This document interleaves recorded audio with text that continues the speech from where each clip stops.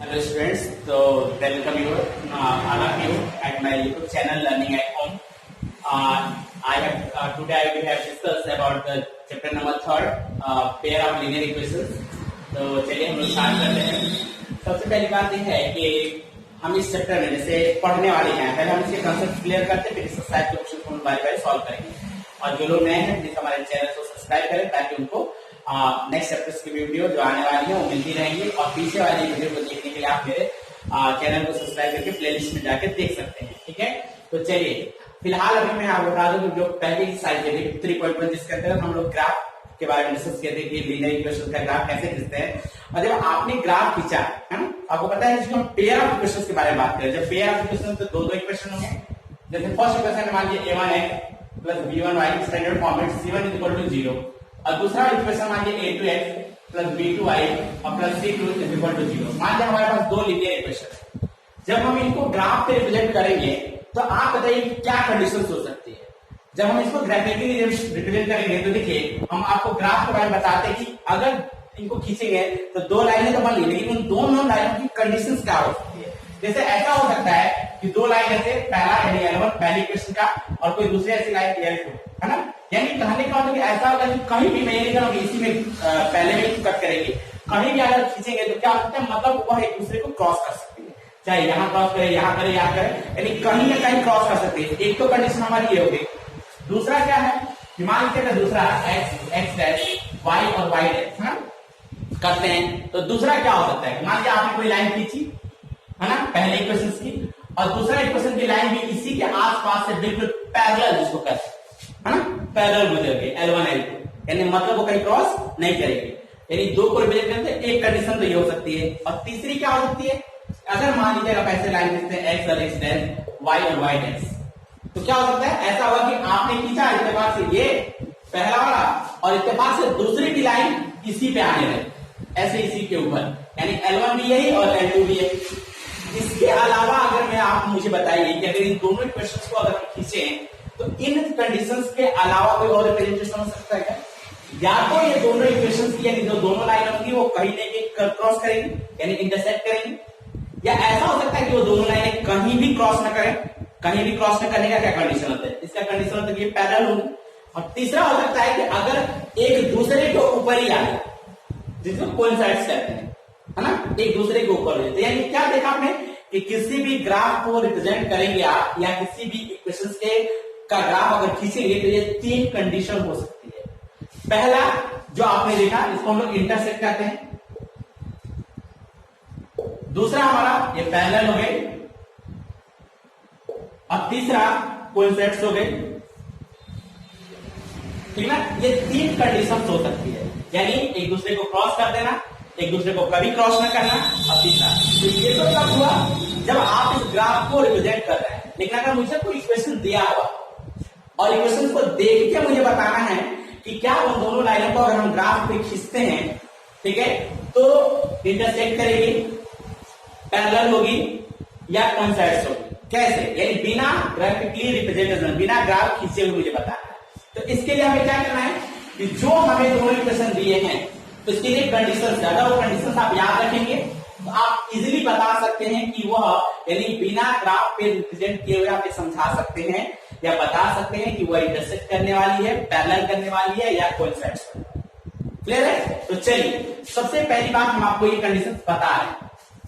देखिए अगर क्या होता है कि दोनों जो इक्वेशन है उसका कंडीशन पहला कहता है कि अगर a1 upon a2 is not equal to b1 upon b2, c1 upon c2 के बारे में छोड़िए, मतलब क्या होगा a1 अपान a2 क्या हुआ कि जो दोनों इक्वेशन दिए होंगे तो a1 हो गया पहले वाले इक्वेशंस का x का कोएफिशिएंट और a2 हो गया दूसरे वाले x का जो कोएफिशिएंट, दोनों का कोएफिशिएंट का रेशियो, उसी तरह y वाले के दोनों का कोएफिशिएंट का रेशियो अगर ये बराबर नहीं है ना, अगर ठीक है तो वो समझ लीजिए कि वह अगर उस इक्वेशन को अगर ग्राफ पे अगर c वाला बराबर भी हो जाए तो उससे कोई फर्क नहीं पड़ता। अगर बस हमें इन दोनों को ही देखना है, अगर a1 अपान a2 यानी जो दोनों इक्वेशन दिए हैं उसके x के रेशियो और y वाले दोनों के रेशियो अगर दोनों एक दूसरे के इक्वल नहीं होते हैं तो 101% अगर उसको ग्राफ पे रिप्रेजेंट करेंगे तो वो इंटरसेक्ट करेगी। ये कंडीशन है इंटरसेक्टिंग का,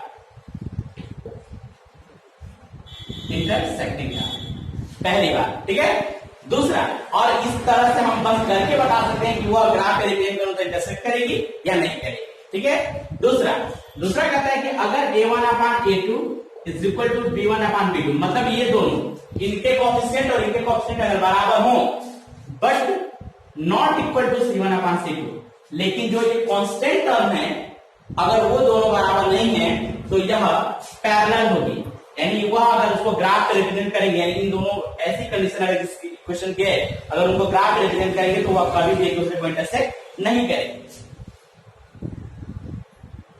ठीक है, तीसरा क्या कहता है, तीसरी कंडीशन है कि अगर a1 upon a2 is equal to b1 upon b2 is equal to c1 upon c2, यानी तीनों के रेशियो, इनके कोएफिशिएंट के रेशियो, y वाले के कोएफिशिएंट के रेशियो और एक कांस्टेंट के रेशियो, अगर ये तीनों के रेशियो अगर इक्वल होते हैं तो इस कंडीशन में कोइंसाइड होगा।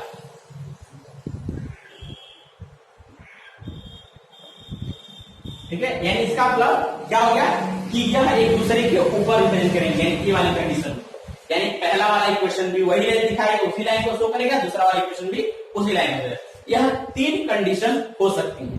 ठीक है, अब सुनिए, ये तो रहा उसके लिए कि अगर मुझसे क्वेश्चन पूछा जाए कि अगर ग्राफिकली रिप्रेजेंट कर रहा हूं तो क्या होगी, इंटरसेक्ट करेगी, पैरेलल होगी या कोइंसाइड होगी।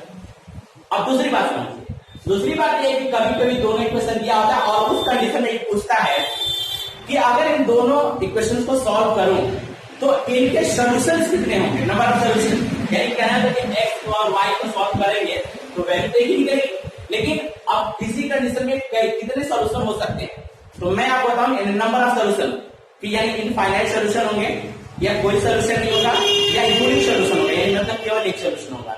इस कंडीशन को बताने का क्या तरीका है, तो अब उस इक्वेशन को आप देख अगर दो इक्वेशन दिए हुए हैं और अगर वो दोनों इक्वेशन का है ना रेशियो आप निकाल लीजिए, बिना सॉल्व किया बता सकते हैं कि इसके एक सॉल्यूशन निकलेंगे, है ना, या एक से ज्यादा सॉल्यूशन निकलेंगे या कोई सॉल्यूशन नहीं निकलेंगे। कैसे, बिल्कुल सेम इसी कंसेप्ट। देखिए, अगर मुझे ग्राफिकली पूछा जाए कि इंटरसेक्ट करेगा, पैरेलल होगा, ये होगा, तो भी यही कंडीशन। अगर मुझसे पूछा जाए कि इन इक्वेशन को सॉल्व करने पे कितने से सॉल्यूशन निकलेंगे, एक होंगे, दो होंगे, तीन होंगे, तो भी यही कंडीशन आपको अप्लाई करनी है। अगर आप याद रखिए कि जब दो इक्वेशन एक दूसरे को इंटरसेक्ट करेंगे, जब इंटरसेक्ट करेंगे तभी सॉल्यूशन निकलेगा, है ना, और जब इंटरसेक्ट करें तो केवल एक ही सॉल्यूशन निकलेगा। ठीक है, यानी ये का मतलब ये होगा कि अगर a1 upon a2 is not equal to b1 upon b2 अगर कंडीशन है तो ग्राफ पे रिप्रेजेंट करूंगा इंटरसेक्ट करेगी, और अगर नंबर ऑफ सॉल्यूशन की बात करूंगा तो यूनिक सॉल्यूशन निकलेगा, यानी जिसको हम लोग ओनली वन सॉल्यूशन कह सकते हैं, केवल एक इसके सॉल्यूशन निकलेंगे। कब, जब इंटरसेक्ट करेगी, या ये कह लीजिए कि जब a1 upon a2 is not equal to b1 upon b2, यानी दो इक्वेशन दिए हैं, उनके x के कोएफिशिएंट के रेशियो और उनके y के कोएफिशिएंट के रेशियो अगर दोनों बराबर नहीं है तो उसको सॉल्व अगर किया जाए, है ना, किसी भी मेथड से सॉल्व किया जाए तो उसके एक ही सॉल्यूशन है, यानी x की कोई एक वैल्यू निकलेगी और y की कोई एक वैल्यू। कन्फर्म।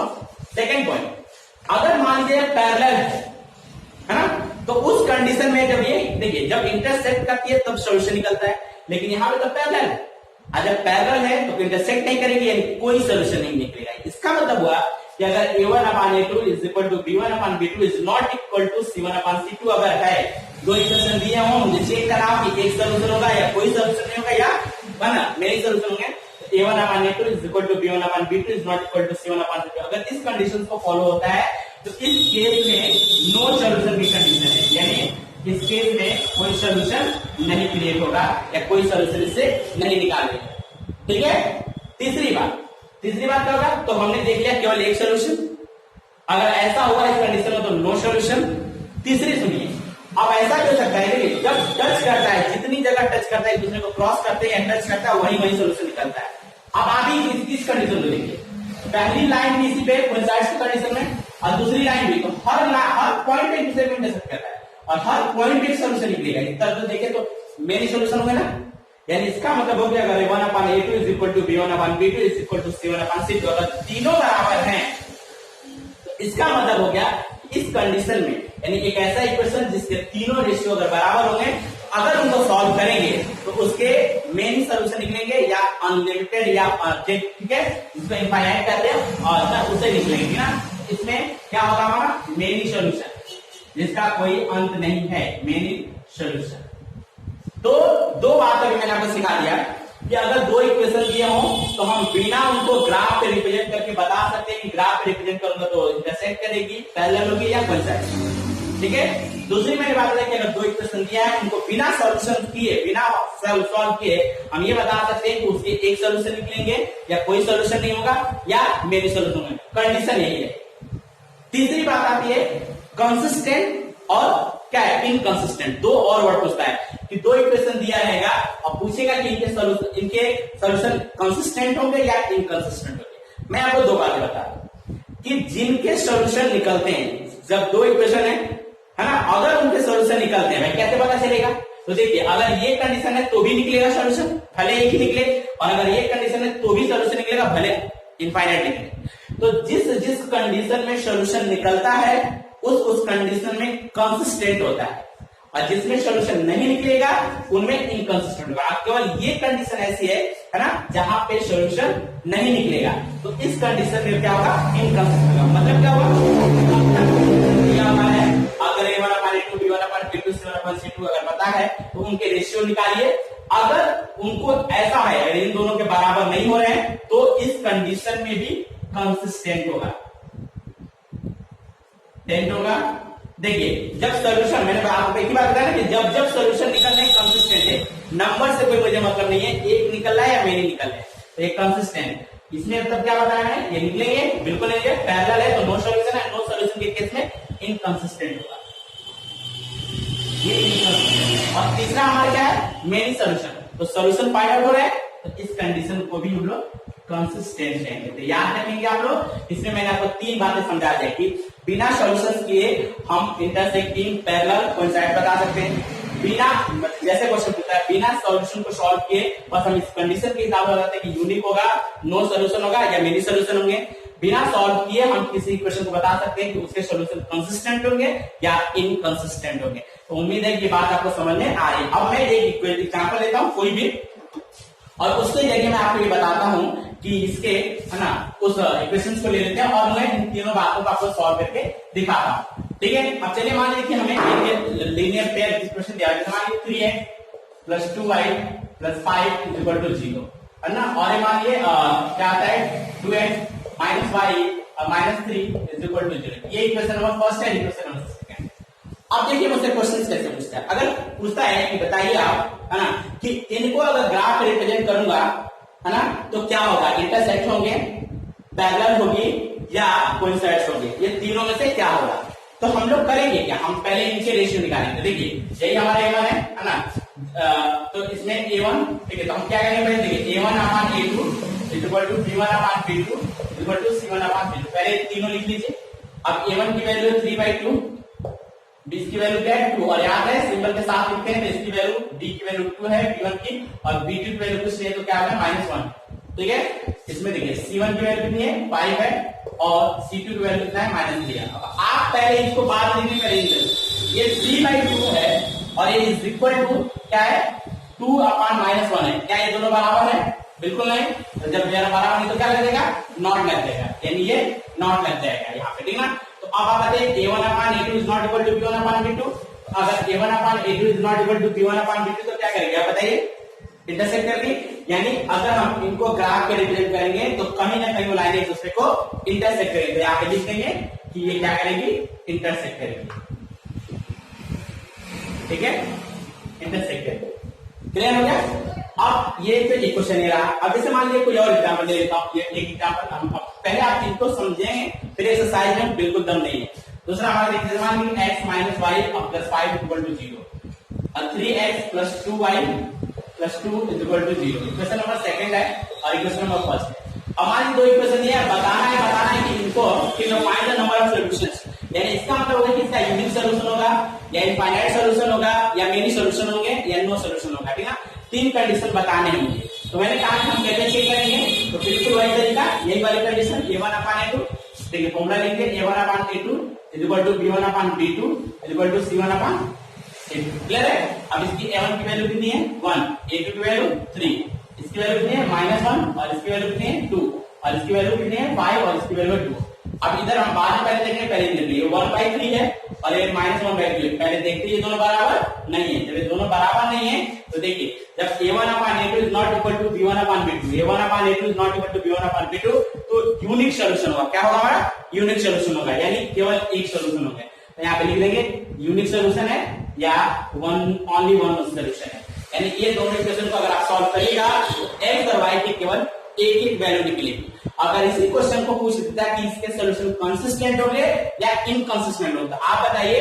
जब यह यूनिक सोल्यूशन है मतलब एक सोल्यूशन निकलेगा ना, तो ये कंडीशन भी क्या होगी? तो अगर कंसिस्टेंट या इनकंसिस्टेंट पूछता है तो इसके सोल्यूशन निकल रहे हैं, अगर इसके सोल्यूशन निकल रहे हैं तो ये क्या कहलाएगा? कंसिस्टेंट कहलाएगा। क्या कहलाएगा हमारा? कंसिस्टेंट कहलाएगा। ठीक है, उम्मीद है कि आपको ये पूरी तरह से अच्छी तरह से बातें समझ में आ गई।